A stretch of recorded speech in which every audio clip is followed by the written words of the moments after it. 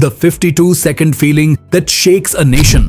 52 seconds, बस इतना ही।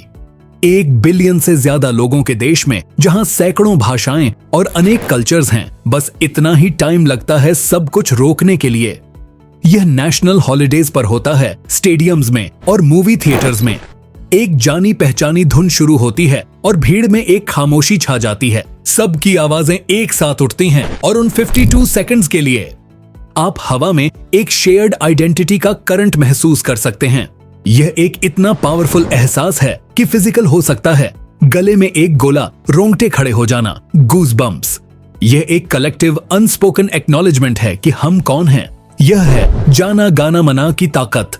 लेकिन यह गाना हमारी एकता का यह प्रतीक एक धुन से कहीं ज्यादा है। इसका सफर पेट्रियटिज्म, एक बहुत बड़ी गलतफहमी और एक फियर्स इंटेलेक्चुअल डिफेंस की दास्तान है। यह एक ऐसी कहानी है जो इंडिया की आत्मा तक जाती है और इसकी शुरुआत आजादी के जश्न से नहीं, बल्कि एक विवाद से होती है जिसने इसे शुरू से ही डिफाइन कर दिया था। हर इंडियन को यह गाना मुंह जुबानी याद है। लेकिन क्या होगा अगर मैं आपसे कहूं कि कई दशकों तक हमारा अपना नेशनल एंथम एक कड़वी बहस के सेंटर में था, जिस पर ब्रिटिश राजा की तारीफ में लिखे होने का इल्जाम था। जाना गाना माना की असली कहानी आपकी कल्पना से भी ज्यादा ड्रामेटिक है। आज इससे जो गूज बम्प्स आते हैं, उसे समझने के लिए हमें उस दौर में वापस जाना होगा जब एंथम के मकसद पर ही सवाल उठाए गए थे। सेक्शन 1, वो जाना पहचाना एहसास। पहले उस एहसास की बात करते हैं, वो 52 सेकंड का फिनोमिनन। इमेजिन कीजिए, सिनेमा हॉल में लाइट्स डिम होती हैं, मूवी शुरू होने वाली है, लेकिन पहले एंथम शुरू होता है। लगभग इंस्टिंक्टिवली लोग खड़े हो जाते हैं। कोई अशर नहीं, कोई कमांड नहीं। यह एक स्पॉन्टेनियस शेयर्ड रिस्पेक्ट का पल है। उस थोड़े से वक्त के लिए अजनबी कंधे से कंधा मिलाकर खड़े होते हैं, एक चीज पर फोकस्ड, उनकी आवाजें एकजुट। हालांकि 2018 के सुप्रीम कोर्ट के फैसले के बाद से सिनेमास में एंथम बजाना अनिवार्य नहीं है। यह एक ऐसी परंपरा है जो अब भी जारी है, याद का एक मॉडर्न डे रिचुअल। यह अनुभव एंथम की अद्भुत शक्ति को दर्शाता है। यूनिटी इन डाइवर्सिटी से डिफाइन किए गए देश में, जहां हर क्षेत्र की अपनी भाषा, परंपराएं और इतिहास है, एंथम एक जोड़ने वाला धागा है। यह एक गंभीर गीत है जो हर भारतीय को उस साझा पहचान की याद दिलाता है जो उन्हें बांधती है। और यह एहसास सिर्फ आपके दिमाग में नहीं है, यह इतिहास और साइकोलॉजी में बेस्ड एक गहरा इमोशनल रिस्पॉन्स है। यह एक सॉवरेन देश का गर्व है और कड़ी मेहनत से जीती आजादी की गूंज है, सब एक म्यूजिक के पीस में बंद। साइंटिस्ट्स ने इसके लिए एक नाम भी दिया है, फ्रिसॉन या एस्थेटिक चिल्स, किसी ऐसी चीज पर प्रतिक्रिया जो आपको दिल से छू जाए। और यह आखिर जाना गाना माना में यह अनोखी शक्ति क्यों है, इसे समझने के लिए हमें इसकी उत्पत्ति की कहानी को सुलझाना होगा, जिसमें एक पॉलिटिकल थ्रिलर से ज्यादा ट्विस्ट्स हैं। सेक्शन 2, एक विवाद का जन्म। साल था 1911। शहर कोलकाता, जो उस वक्त ब्रिटिश इंडिया की कैपिटल थी। शहर में 2 बड़े इवेंट्स की तैयारी चल रही थी। पहला, इंडियन नेशनल कांग्रेस का 27वां सेशन, आजादी की लड़ाई के नेताओं के लिए एक जरूरी मीटिंग। दूसरा, किंग जॉर्ज व्यू और क्वीन मेरी का दिल्ली दरबार के लिए ग्रैंड विजिट, उनके राज्याभिषेक के लिए एक विशाल समारोह। हवा में रेवोल्यूशनरी पॉलिटिक्स और कॉलोनियल शान और शौकत का मिश्रण था।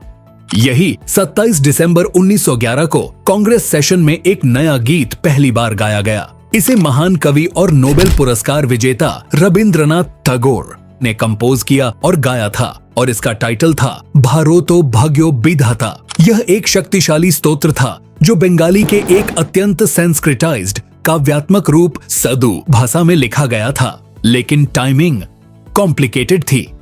उसी दिन के इवेंट्स में सम्राट और सम्राज्ञी के स्वागत का एक प्रस्ताव भी शामिल था। मामले को और भी कंफ्यूजिंग बनाने के लिए एक अलग गाना, रामभुज चौधरी की एक हिंदी रचना, खास तौर पर राजा के सम्मान में गाई गई। उस वक्त के ब्रिटिश रन अखबार एंग्लो इंडियन प्रेस या तो इस फर्क को समझ नहीं पाए या समझना नहीं चाहते थे। उनके पास बेचने के लिए एक कहानी थी। द इंग्लिशमैन और द स्टेट्समैन जैसे अखबारों ने रिपोर्ट किया कि टैगोर ने खास तौर पर सम्राट का स्वागत करने के लिए एक गीत बनाया था। रॉयटर्स न्यूज एजेंसी ने इस कहानी को दूर दूर तक फैला दिया और बस यह झूठ जड़ पकड़ गया। अफवाह फैलने लगी कि जाना गाना मना सिर्फ चापलूसी का एक काम था। कॉलोनियल मालिक किंग जॉर्ज द फिफ्थ के लिए एक स्तुति, यह आरोप बेहद नुकसानदायक था।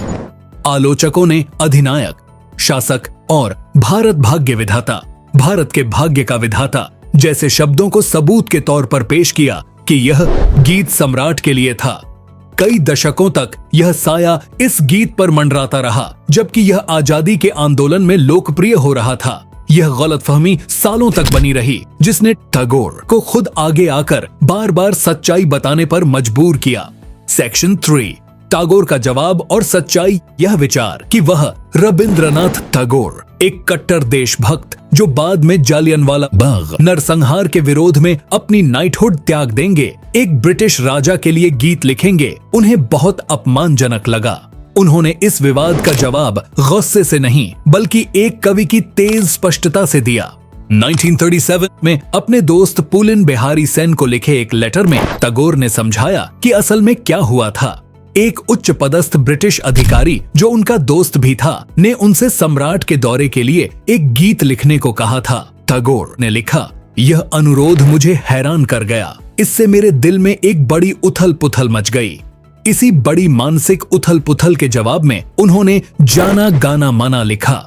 उन्होंने समझाया कि गीत में उन्होंने जिस जीत की घोषणा की वह भारत के उस भाग्य विधाता के लिए थी जिसने युग युग से भारत के रथ की लगाम को स्थिर रखा है। उन्होंने बिल्कुल साफ कर दिया कि यह भारत के भाग्य का विधाता कौन था। यह कोई नश्वर राजा नहीं था, यह एक शाश्वत दिव्य मार्गदर्शक था। तीखे व्यंग के साथ उन्होंने कहा कि यह भाग्य का स्वामी कभी भी जॉर्ज 6 या कोई और जॉर्ज नहीं हो सकता। उन्होंने यह भी नोट किया कि उनके अधिकारी दोस्त में साधारण समझ की कमी नहीं थी और वह गीत का असली मतलब समझ गए थे। सच यह है, जाना गाना माना भारोतो भाग्यो विधाता नामक एक 5 पद्य ब्राह्मो स्तोत्र का सिर्फ पहला स्टांजा है।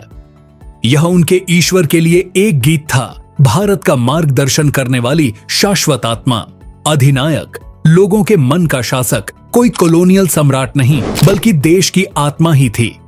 इसके लिरिक्स भारत का एक सुंदर नक्शा हैं, जो इसके पहाड़ों, नदियों और पंजाब और सिंध से लेकर गुजरात और बंगाल तक के विविध लोगों का जश्न मनाते हैं। यह एक एकजुट भारत की तस्वीर पेश करता है, जिसकी रक्षा किसी अस्थायी राजा ने नहीं बल्कि एक कालातीत रक्षक ने की है। विवाद एक चाय के प्याले में तूफान था, लेकिन टैगोर के अपने शब्द ही अंतिम फैसला हैं। सेक्शन 4, एक एंथम बनने का सफर। 1911 के विवाद के बहुत बाद जाना गाना माना ने अपना असली सफर शुरू किया। 1940 के दशक में इस गीत को नेताजी सुभाष चंद्र बोस में एक शक्तिशाली चैंपियन मिला। उन्होंने इस गीत के हिंदी उर्दू वर्जन, जिसे शुभ सुख चैन कहा जाता है, को इंडियन नेशनल आर्मी INA के एंथम के रूप में अपनाया। यह वर्जन INA के सैनिकों के साथ सफर करता था, उनकी आजाद भारत की लड़ाई का प्रतीक। जब भारत ने आखिरकार 1947 में आजादी हासिल की, तो नए देश को अपनी आत्मा को रिप्रेजेंट करने के लिए एक गीत की जरूरत थी। कॉन्स्टिट्यूएंट असेंबली ने 2 मुख्य दावेदारों पर बहस की, जाना गाना मना अपने एकता के दृष्टिकोण के साथ और वंदे मातरम जो आजादी की लड़ाई का नारा बन चुका था। बहस काफी जोरदार थी। अंत में एक ऐसा फैसला लिया गया जिसने दोनों का सम्मान किया।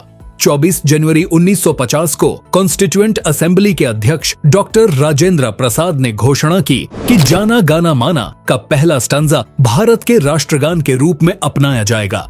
इसका ऑफिशियल रूप मूल बंगाली का थोड़ा सा बदला हुआ हिंदी वर्जन है। साथ ही उन्होंने घोषणा की कि वंदे मातरम को बराबर का दर्जा देकर सम्मानित किया जाएगा और इस तरह टैगोर का स्तोत्र, जिसकी धुन क्लासिकल रागा अलहैया बिलवाल पर आधारित मानी जाती है, आधिकारिक तौर पर एक नए स्वतंत्र भारत की आवाज बन गया। सेक्शन 5, गर्व का विज्ञान।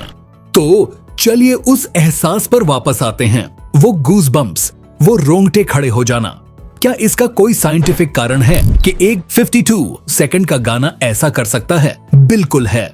जिसे हम गूज़बम्प्स कहते हैं, वह हमारे ऑटोनॉमिक नर्वस सिस्टम, वही सिस्टम जो हमारे फाइट और फ्लाइट रिस्पॉन्स को हैंडल करता है, का एक अनैच्छिक रिएक्शन है। जब हम आदर या गर्व जैसी तीव्र भावनाओं का अनुभव करते हैं तो हमारा दिमाग एड्रेनलिन का एक शॉट रिलीज कर सकता है। इससे हमारे बालों के फॉलिकल्स से जुड़ी छोटी मांसपेशियां सिकुड़ जाती हैं, जिससे बाल खड़े हो जाते हैं। म्यूजिक इसके लिए एक क्लासिक ट्रिगर है, एक फिनोमिनन जिसे फ्रीसॉन्ग कहते हैं। जब हम इमोशनली पावरफुल म्यूजिक सुनते हैं, खासकर जब वह अचानक क्रेसेंडो जैसा कुछ अनएक्सपेक्टेड करता है, तो हमारे दिमाग के रिवॉर्ड सेंटर्स लाइट अप हो जाते हैं। लेकिन एक नेशनल एंथम के साथ यह प्रभाव 100 गुना बढ़ जाता है।